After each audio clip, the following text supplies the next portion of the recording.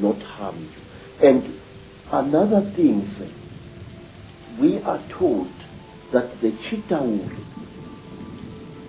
eat energy which is generated when hundreds of human minds or one human mind starts thinking at certain levels. We are told that the Chitauri want us to think at certain levels. Why not? Yes, sir. And they reward us with long life. May I ask you, sir, have you ever thought as a thinking person, why is it that in the great universities of this world you find professors who think at certain levels and who live unnaturally long lives?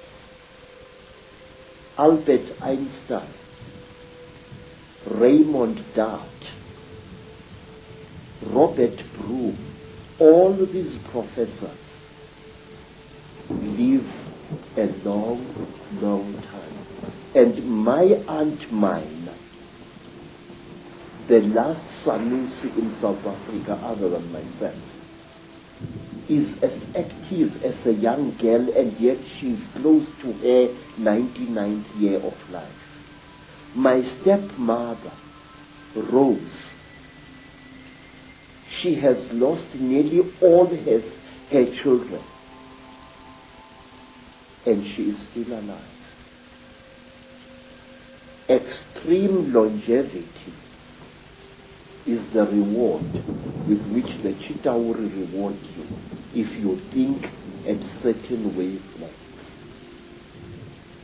The description of your abduction clearly is describing what has become known as the Greys, what I think is also known by some as the ant people, the grey figures with the big black eyes. How do you think they connect in with the openly reptilian? And do you think that the black covers of the eyes are covering some kind of reptilian truth? Say, the so-called grey aliens are actually the lackeys and the servants of the Chitauri. If you see a Chitauri and you see this, there is very little racial difference. In fact, I will even go so far as to say this, that these creatures are actually the offspring of the Chitauri. The way they gather substances from human beings and from animals, the way they are the forerunners of the Chitauri in any place. And if you are very close to one of these creatures and you look into its goggle-like eyes, you will see round eyes, Mr. Ike, beyond this black goggle-like stuff. And these eyes are the real creature's eyes. Now let me tell you,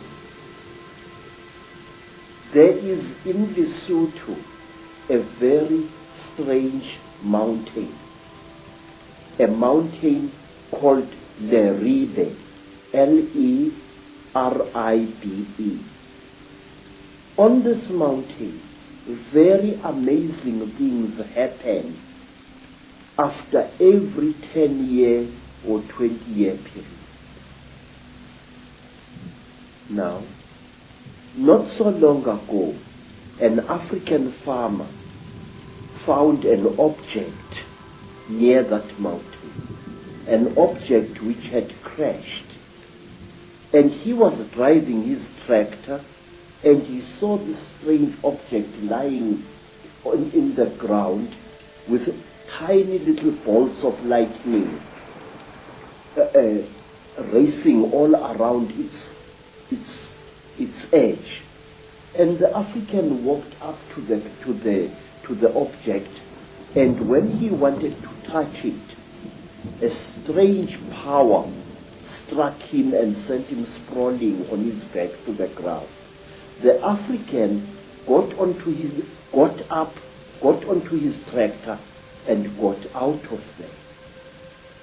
What the African had seen had been a crashed UFO, a flying saucer. He described it very amazingly. And he said that after a few days, there appeared what he said was a huge removal van, very big, accompanied by soldiers wearing black uniforms, goggles and berets. And these soldiers lifted the object into the van, and the van drove away. But when people came to the site, they saw that something had fallen there, but they saw no heavy tire tracks of the vehicle that the man had described. Something had crashed there, had been removed, but there were no wheel marks of the heavy vehicle he had described. Now let me tell you something else.